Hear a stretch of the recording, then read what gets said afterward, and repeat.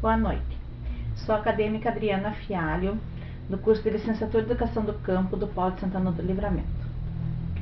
Vou fazer um breve relato sobre o meu estágio que iniciou no 1º de outubro de 2013 e terminou 22 de novembro de 2013, o qual eu realizei na Escola Municipal de Ensino Fundamental São Leopoldo, localizada na Faxina, a 34 quilômetros da cidade, sendo na sede do assentamento São Leopoldo, na cidade local.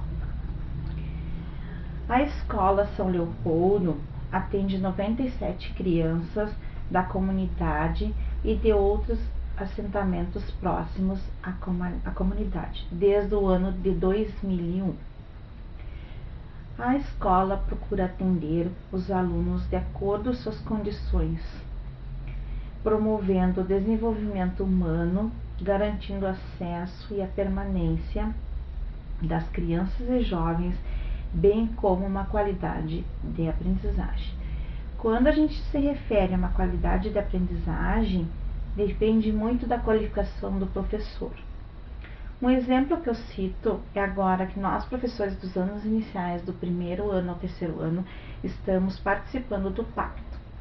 Com o pacto a gente aprende muitas atividades, né? E com essas atividades a gente leva até o nosso contexto escolar, né? Podendo até adequá-los ao nosso educando. Então são várias atividades que tu pode adequar à faixa etária, às condições, né, do teu aluno, a realidade dele, né, no seu contexto, né? A gente pode adequar. Então é muito bom, é muito importante o professor se qualificar, né, se capacitar para quê? Para que a escola tenha uma boa qualidade, né, e com isso o educando tenha um melhor rendimento, uma melhor aprendizagem. A turma a qual eu realizei estágio, ela é composta por 6 alunos, sendo uma menina e 5 meninos, todos com 5 anos completos.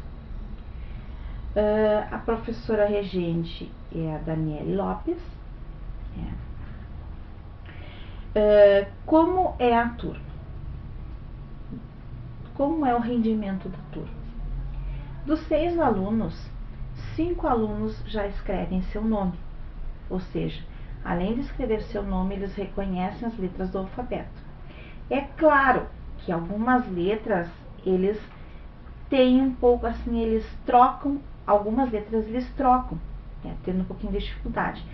Mas as letras do seu nome, eles conseguem escrever sem problema nenhum. E os números também. Até o 10 eles reconhecem e sabem contar.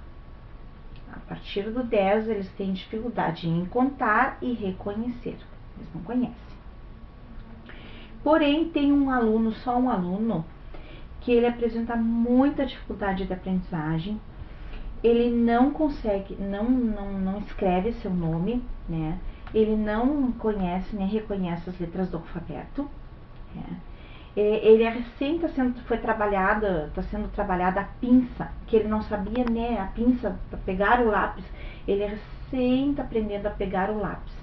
Quando eu iniciei o estágio, quando eu fiz uma atividade que ele pedi para que eu escrevesse o nome, ele simplesmente rabiscou. Ele nem pegava o lápis com a pinça, assim. Ele pegava de um jeito diferente e riscava na folha. Era assim que ele representava o nome dele. Muito bem. Aí, com o desenrolar dos dias, a gente foi trabalhando, né?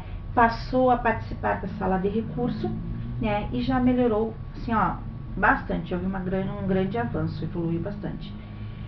Porém, é uma criança que não tem apoio da família. Mas o que vale é que ele tem força de vontade de aprender.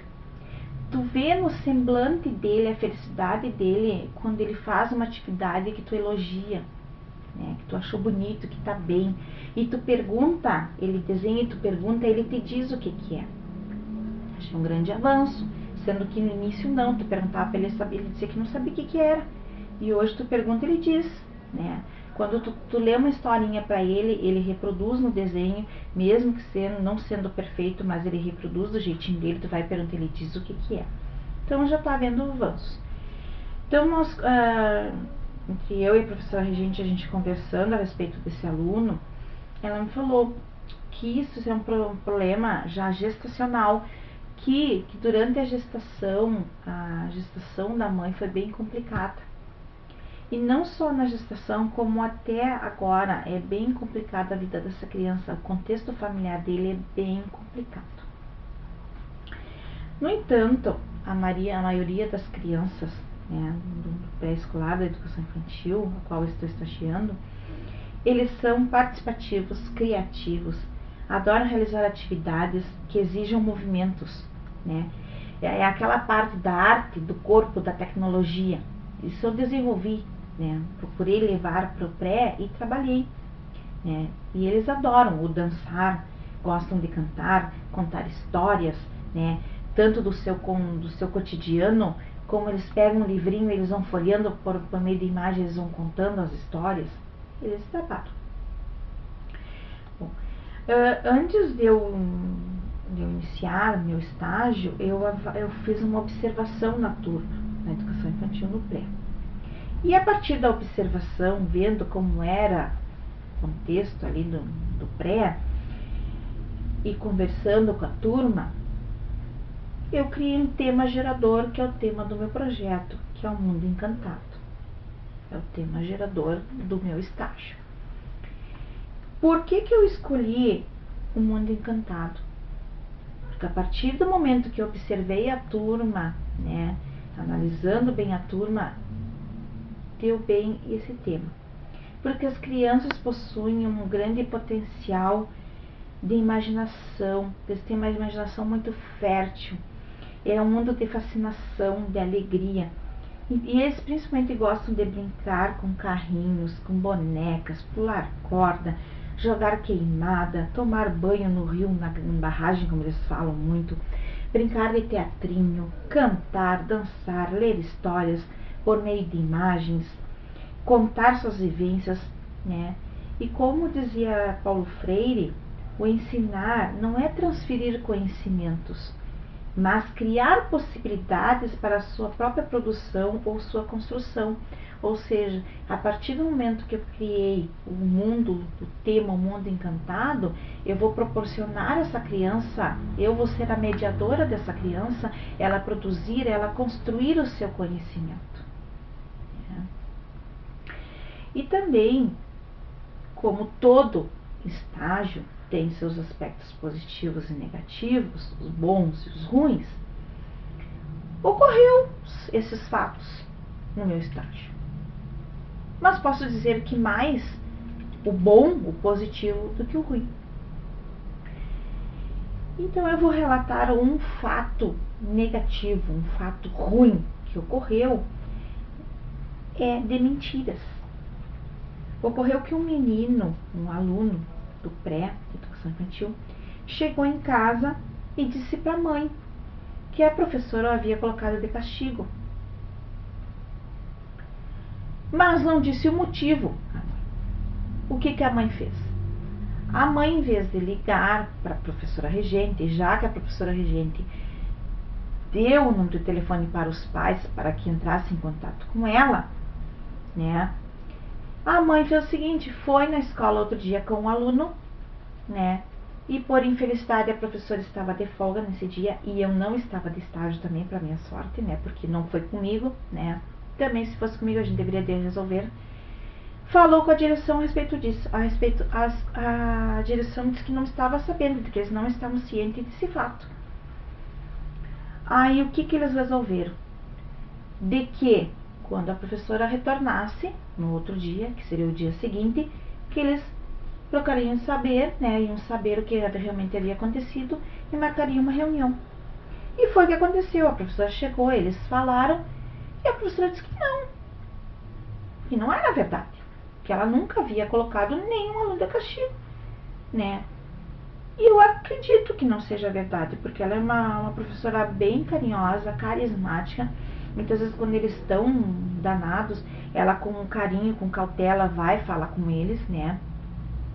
Então quer dizer que são fatos assim que tem que ser cuidado, tem que ser bem visto. Aí a escola o que resolveu? Não, então vamos dizer para ligar para a mãe, já que a mãe não veio, de que manda ele para a escola e a gente vai tentar resolver a situação. Aí foi ligar, que ficaram 3 dias, o aluno não veio. Depois o aluno retornou, a mãe ligou, ele está indo no ônibus. Muito bem, mandaram no ônibus. Quando ele chegou, a professora reuniu na acolhida, né, deixou eles se descontraírem um pouco e procurou conversar sobre esse fato. Muito bem, conversaram, chegou à conclusão de que era mentira do aluno, realmente, os coleguinhas confirmaram. O que acontecia na aula também? Ele beliscava os colegas ou pegava a material dos colegas e sempre dizia que era o contrário, que o colega tinha beliscado ele, que o colega tinha apertado o braço dele, que o colega tinha pegado a material dele. E era mentira. Aí o que a gente combinou, entre eu e a professora regente e a direção, de que nós iríamos observá-lo eles. Quando eu estivesse em sala, eu observava, quando ela estivesse em sala, eu observava, e quando ele estivesse no pátio, entre nós observávamos e a direção também. Nós chegamos à conclusão, né, foi comprovado de que ele é quem judiava dos colegas, ele que pegava o material dos colegas, e era tudo ao contrário. E os colegas não reclamavam por medo, porque ele era maior, ele é o maior da turma, né, e tanto é que às vezes, muitas vezes, quando ia pra fila, ele ia empurrando, quase derrubava os colegas. Então, claro, os outros menores tinham medo dele. Mas tudo foi uma questão que foi resolvida, foi sanada. Nós procuramos, outra coisa que ele não sabia dividir, ele não gostava de dividir as atividades, tudo que se dava uma folha, ele tinha que ser o primeiro, na fila ele tinha que ir para o primeiro na fila, e assim por diante. Aí o que aconteceu? Trabalhamos essa parte, foi sanado todo esse problema, mas sempre a gente em alerta cuidando desse aluno. Bom, já que há fatos negativos ou ruins, tem o fato positivo, né? Que o fato bom. Eu posso dizer que pela turma ser pequena, né, era muito fácil atender, dar atenção a todos. Tá? E outra coisa, era uma turma que gostava muito de participar, criativa, alegre, né, pois todas as atividades que eu propunha para eles era bem-vinda, demonstravam satisfação no que estavam fazendo, e principalmente quando trabalhávamos música e pintura com tempo, era um show. Os aspectos que contribuíram para a minha formação foram que toda criança tem seu tempo. Todas as crianças são sujeitos sociais e individuais, os quais participam ativamente e criativamente, podendo ser no contexto escolar, bem como na sociedade. E os autores que me auxiliaram em minhas ações e reflexões foram, né, além do material disponível no ambiente, né, eu tenho com Paulo Freire e Vygotsky. E além disso também, né, que me levaram muitas vezes a refletir e promover minhas ações, né, foi muita ajuda de tutores e professores, né, que me auxiliaram muito a desenvolver meu estágio, chegando até o fim. O estágio foi muito bom, onde tive a oportunidade de ensinar e aprender, havendo uma troca de saberes, pois a vida é feita de sonhos, realizações, proporcionando assim um mundo encantado. Foi o que eu tentei propor aos meus alunos. Agora eu finalizo com 2 mensagens, uma do Paulo Freire, que diz assim: para mim é impossível existir sem sonho. A vida, na sua totalidade, me ensinou como grande lição que é impossível assumi-la sem riscos. Paulo Freire. E outra é a última, que é de Vygotsky, que diz: o saber que não vem da experiência não é realmente saber. Pensamentos de Vygotsky.